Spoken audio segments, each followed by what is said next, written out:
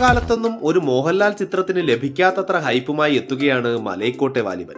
ലിജോ ജോസ് പല്ലിശ്ശേരിയുടെ സംവിധാനത്തിൽ ആദ്യമായി മോഹൻലാൽ നായകനാകുന്നു എന്നതാണ് ചിത്രത്തിന്റെ ഇത്രയും വലിയ ഹൈപ്പിന് കാരണം. മലൈക്കോട്ടെ വാലിബൻ ആവേശം ഉയർത്തി ടീസറും പുറത്തിറങ്ങിയിരിക്കുകയാണ്.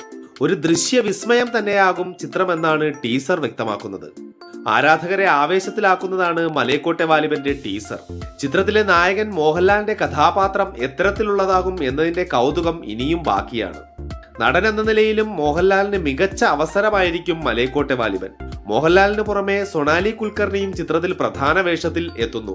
ജിത്തു ജോസഫിന്റെ സംവിധാനത്തിൽ ഒരുങ്ങുന്ന നേരാണ് മോഹൻലാലിന്റേതായി ഇനി തിയേറ്ററിൽ എത്തുന്ന ചിത്രം.